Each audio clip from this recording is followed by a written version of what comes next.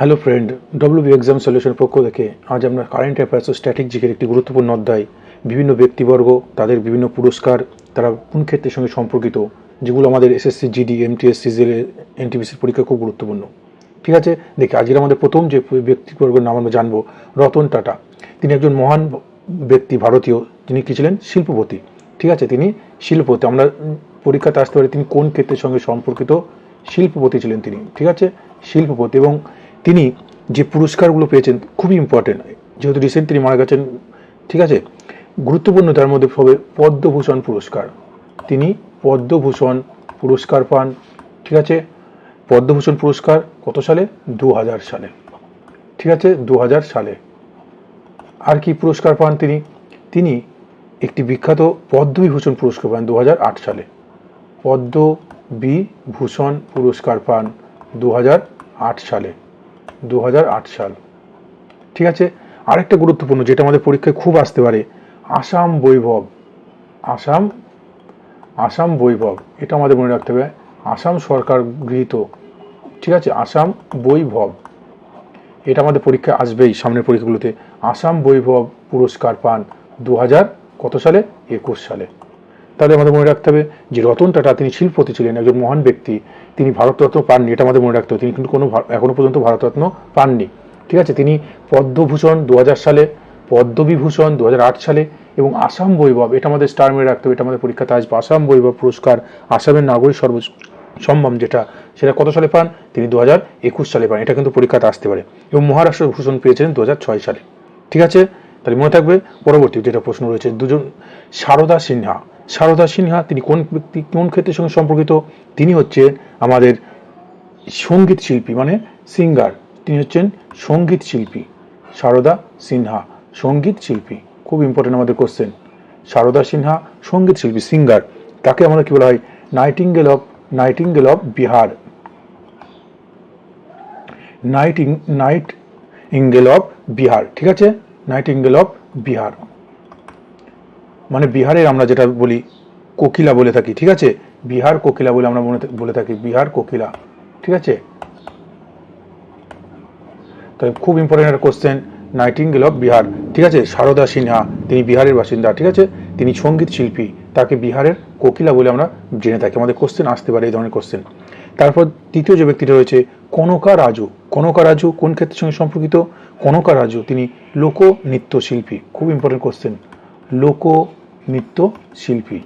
লোকনৃত্য শিল্পী, আমরা যে জানি বিভিন্ন ফক ডান্স আছে, লোকনৃত্য শিল্পী আছে, তার মধ্যে তিনি হচ্ছেন কনকা রাজু। তিনি কোন লোকনৃত্যের সঙ্গে সম্পর্কিত? গুস্সাদি। ঠিক আছে, খুব পরীক্ষা আসার জন্য ইম্পর্টেন্ট, গুস্সাদি। এই গুস্সাদি লোকনৃত্যের সঙ্গে সম্পর্কিত কনকা রাজু। এই গুস্সাদি লোকনৃত্য কোথায় দেখা যায়? তেলেঙ্গানায় দেখা যায়। এটাও আমাদের পরীক্ষা আসতে পারে। ঠিক আছে, এবং তিনি 2021 সালে কি পান? পদ্মশ্রী পান। খুব ইম্পর্টেন্ট, পদ্মশ্রী পান 2021 সালে। 2021 সালে পদ্মশ্রী পান। তাহলে কনকা রাজু গুস্সাদি লোকনৃত্যের সঙ্গে সম্পর্কিত, তিনি 2021 সালে পদ্মশ্রী পান। ঠিক আছে, খুব ইম্পর্টেন্ট, এটা স্টার মেডাকো, এটা আমাদের আসতে পারে। এরপর আমাদের রয়েছে আর.এন. আগরওয়াল। আর.এন. আগরওয়াল কি? তিনি ফাদার অফ অগ্নি মিসাইল। আমরা জানি যে আমাদের মিসাইল আছে বিভিন্ন, সেই মিসাইলের জনক। ঠিক আছে, তিনি রিসেন্ট মারা গেছেন, তাকে বলা হয় father of Agni missile. Father of Agni missile, খুব ইম্পর্টেন্ট একটা কোশ্চেন আমাদের, ফাদার অফ অগ্নি মিসাইল। ঠিক আছে, ও আর.এন. আগরওয়াল। আর.এন. আগরওয়াল, এটা মনে থাকবে, ফাদার অফ অগ্নি মিসাইল। ঠিক আছে, এরপর খুবই গুরুত্বপূর্ণ, এটা আমাদের পরীক্ষাতে এসে ভবিষ্যতে আসতে পারে, যামিনী কৃষ্ণমূর্তি। তিনি কোন নৃত্যের সঙ্গে সম্পর্কিত? আমরা জানি ক্লাসিক্যাল ড্যান্স যেটা রয়েছে আমাদের ভারতনাট্যম। ঠিক আছে, ভারতনাট্যম। এই ভারতনাট্যম ও কুচিপুড়ি, এই দুটো যে আমাদের ক্লাসিক্যাল ড্যান্স রয়েছে, এই ক্লাসিক্যাল ড্যান্সের সঙ্গে সম্পর্কিত। ঠিক আছে, শাস্ত্রীয় নৃত্যের সঙ্গে তিনি সম্পর্কিত। ঠিক আছে, শাস্ত্রীয় নৃত্যের সঙ্গে তিনি সম্পর্কিত। পরীক্ষায় কিন্তু খুব ইম্পর্টেন্ট আসার জন্য, যে ভারতনাট্যম কুচিপুড়ি সঙ্গীত শিল্পী বা নৃত্যশিল্পী কে হবেন? শাস্ত্রীয় নৃত্যের সঙ্গে সম্পর্কিত যামিনী কৃষ্ণমূর্তি। খুব ইম্পর্টেন্ট কোশ্চেন। ঠিক আছে, তিনি যেটা, এই ভারতনাট্যম কোথায় দেখা যায়? ভারতনাট্যম তামিলনাড়ু। তাই তো আমরা কিভাবে মনে রেখেছিলাম? ভারত ত আছে, তামিলনাড়ুতে ন আছে। ঠিক আছে, ত তামিলনাড়ু। কুচিপুড়ি কোথায়? অন্ধ্রপ্রদেশ। কুচিপুড়ি অন্ধ্রপ্রদেশ। মনে থাকবে, এগুলো আমাদের আসতে পারে। টোটাল শাস্ত্রীয় নৃত্য কয়টি? 8টি। লেটেস্ট কোনটা? আমাদের যেটা রয়েছে আসামে ছাত্রীর ভারতনাট্যম হচ্ছে প্রথম, ঠিক আছে। এছাড়া তিনি যে গুরুত্বপূর্ণ পুরস্কারটা পেয়েছেন সেটা আমাদের মনে রাখতে হবে। তিনি 2016 সালে পদ্মবিভূষণ পান, এটাই আমাদের আসতে পারে পরীক্ষায়। পদ্মবিভূষণ পান, পদ্মবিভূষণ পান কত সালে? 2016 সালে, ঠিক আছে, বোঝা গেল? এটা আমাদের পরীক্ষায় আসতে পারে। পরবর্তী, কমলা পূজারী, খুব ইম্পর্টেন্ট একটা ব্যক্তিত্ব। তিনি ছিলেন কৃষিবিদ, কৃষিবিদ, ঠিক আছে, কৃষিবিদ, কৃষিবিদ, ঠিক আছে।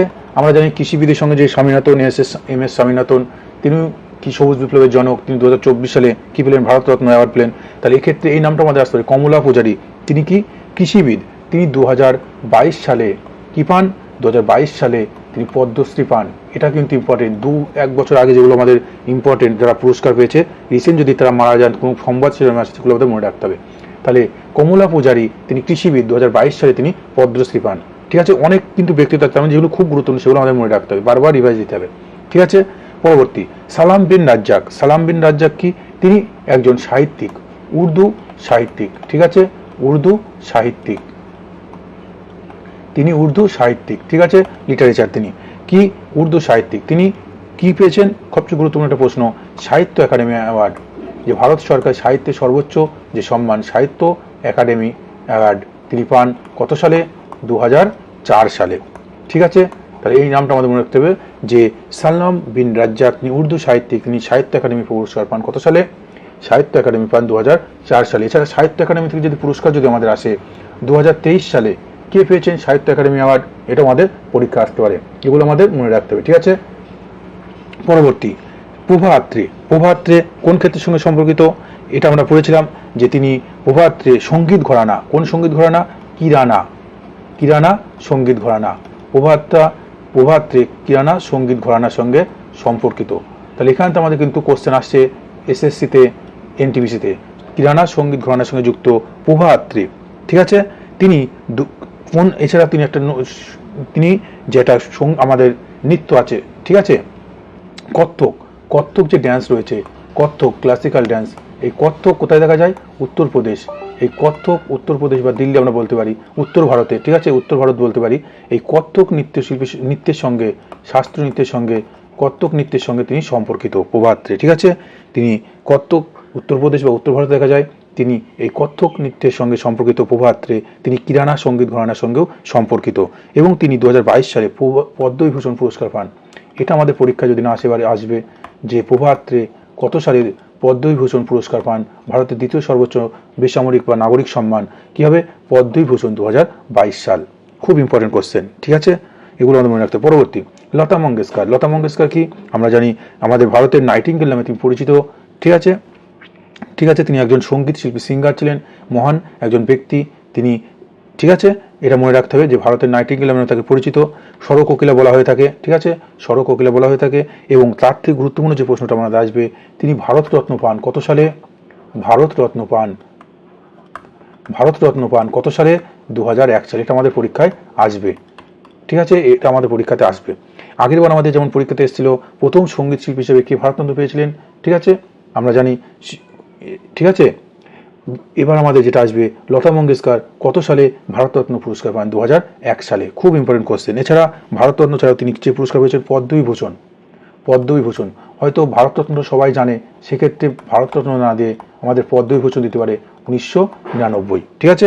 এবং দাদাসাহেব ফালকে পুরস্কার, আমরা জানি সিনেমা জগতে সর্বোচ্চ পুরস্কার কি? দাদাসাহেব ফালকে পুরস্কার, দাদাসাহেব ফালকে পুরস্কার, ঠিক আছে। এই দাদাসাহেব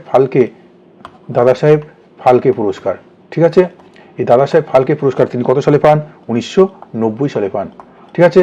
এবার 2024 সালে দাদাসাহেব ফালকে পুরস্কার কে পেয়েছেন? এবার পেয়েছেন মিঠুন চক্রবর্তী। এটাও আমাদের আসতে পারে, মিঠুন চক্রবর্তী।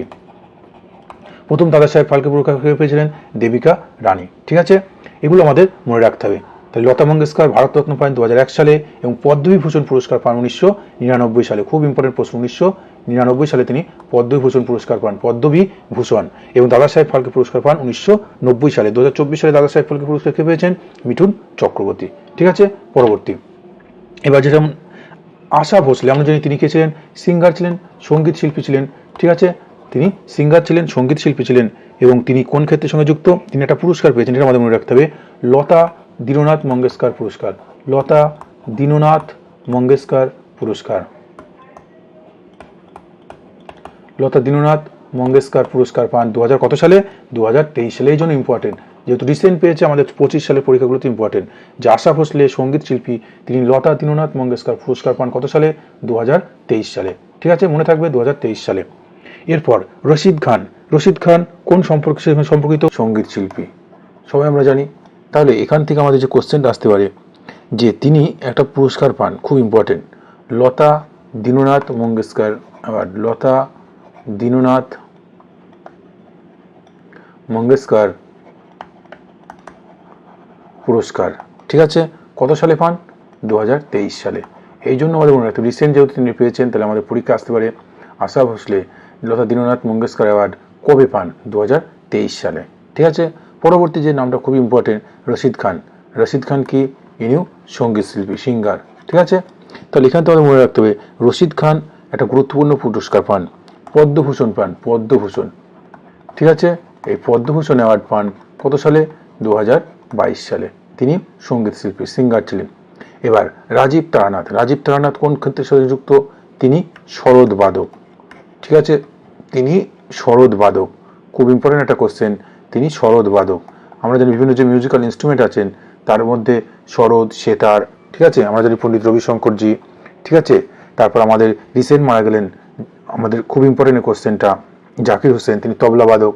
ঠিক আছে, তাহলে এক্ষেত্রে আমাদের মনে রাখতে হবে রাজীব তারানাথ তিনি সরোদ বাদক, সরোদ বাদক। ঠিক আছে, এবার তার সঙ্গে যে গুরুত্বপূর্ণ যে বিষয়টা রয়েছে সেটি হলো তিনি কোনো পুরস্কার যদি পায় সেটা আমাদের জানতে হবে। দেখি, তিনি 2019 সালে পদ্মশ্রী পুরস্কার পান, পদ্মশ্রী। এই পদ্মশ্রী অ্যাওয়ার্ড পান 2019 সালে, খুব ইম্পর্টেন্ট কোশ্চেন। ঠিক আছে, এবং তিনি একটা সঙ্গীত ঘরানার সঙ্গে যুক্ত, সেটা হলো কি? সেনিয়া মেহার ঘরানা। এটাও আমাদের আসতে পারে, সেনিয়া মেহার ঘরানা। ঠিক আছে, এটা আমাদের আসতে পারে, এটা আমাদের জেনে রাখতে হবে। মেহার ঘরানার সঙ্গে যুক্ত রাজীব তারানাথ, তিনি সরোদ বাদক। ঠিক আছে, এটা হবে তিনি সরোদ বাদক, তিনি পদ্মশ্রী পান 2019 সালে। ঠিক আছে, এরপর নীলমণি ফুকন। রিসেন্ট যে ব্যক্তিগুলো আমাদের, ঠিক আছে, সংবাদ শিরোনামে সেগুলো আমাদের জানতে হয়। নীলমণি ফুকন ইনি কি? ইনি আসামে বাড়ি, ইনি আসামিয়া ভাষায়, ইনি আসামের বাসিন্দা। ইনি আসাম ভাষায় বিভিন্ন লেখা, ঠিক আছে, বিভিন্ন সাহিত্য লেখেন। ইনি একজন লেখক। ঠিক আছে, ইনি একজন লেখক। তিনি সাহিত্যে সবচেয়ে গুরুত্বপূর্ণ যে আমাদের একটা পুরস্কার রয়েছে, জ্ঞানপীঠ অ্যাওয়ার্ড। ঠিক আছে, এই জ্ঞানপীঠ অ্যাওয়ার্ড তিনি পেয়েছিলেন, সাহিত্যে সর্বোচ্চ সম্মান। ঠিক আছে, এই নীলমণি ফুকন যে সাহিত্যে সর্বোচ্চ সম্মান জ্ঞানপীঠ অ্যাওয়ার্ড তিনি পান, কত সালে পান? এটা আমাদের জানতে হবে। এখান থেকে কোশ্চেন আসতে পারে যে জ্ঞানপীঠ পুরস্কার তিনি কত সালে পেয়েছেন? তিনি 2020 সালে, 2020 সালে জ্ঞানপীঠ অ্যাওয়ার্ড পান। কততম? এটা ছিল 56তম জ্ঞানপীঠ অ্যাওয়ার্ড। ঠিক আছে, আসামীয় ভাষায় তিনি, তার গুরুত্বপূর্ণ একটা লেখনী রয়েছে, সূর্য হেন নামি হে হায়। ঠিক আছে, এই ধরনের। এছাড়া তিনি সাহিত্য একাডেমি অ্যাওয়ার্ড পান, এগুলো তোমাদের জেনে রাখতে হবে। নীলমণি ফুকন আসামীয় লেখক, সাহিত্যিক, তিনি জ্ঞানপীঠ অ্যাওয়ার্ড পান 2020 সালে, 56তম জ্ঞানপীঠ অ্যাওয়ার্ড। এছাড়া জ্ঞানপীঠ অ্যাওয়ার্ড প্রথম পেয়েছিল, এটা আমাদের মনে রাখতে হবে, প্রথম জ্ঞানপীঠ পেয়েছিলেন কে? জি শঙ্কর কুরুপ। জি শঙ্কর কুরুপ, এটা আমাদের পরীক্ষা আসতে হবে, জি শঙ্কর কুরুপ। ঠিক আছে, জি শঙ্কর কুরুপ। ঠিক আছে, জি শঙ্কর কুরুপ, মনে থাকবে, জি শঙ্কর কুরুপ। এবং প্রথম মহিলা পেয়েছিল আশাপূর্ণা দেবী। এরপর আরেকটা গুরুত্বপূর্ণ যেটা রয়েছে, ম্যাগি স্মিথ। ইনি হচ্ছেন আমাদের অস্কার জয়ী, ইনি অস্কার জয়ী। ঠিক আছে, এই জন্য এনার নামটা গুরুত্বপূর্ণ, ইনি অস্কার জয়ী। ইনি 1978 সালে অস্কার পান। তিনি বিভিন্ন মুভি, সিনেমার সঙ্গে যুক্ত। হ্যারি পটার, যে হ্যারি পটার মুভি করেছিলেন তিনি। ঠিক আছে, এগুলো একটু জেনে রাখতে হবে, এগুলো ন্যাশনালগুলো আমাদের জেনে রাখতে হবে বেশি করে। এছাড়া আরেকটা গুরুত্বপূর্ণ নাম আমাদের রয়েছে যে সীতারাম ইয়েচুরি। সীতারাম ইয়েচুরি, তিনি কোন ক্ষেত্রের সঙ্গে যুক্ত? সীতারাম ইয়েচুরি তিনি রাজনৈতিক ব্যক্তিত্ব। ঠিক আছে, কোন রাজনৈতিক দলের সঙ্গে তিনি যুক্ত? সিপিআইএম, কমিউনিস্ট মার্ক্সবাদী পার্টি। ঠিক আছে, এটা মনে রাখতে হবে। তাহলে এই সমস্ত গুরুত্বপূর্ণ প্রশ্নগুলো আমাদের জানতে হবে ডিটেলসে। ঠিক আছে, এই পরবর্তী ভিডিওটা তোমরা অবশ্যই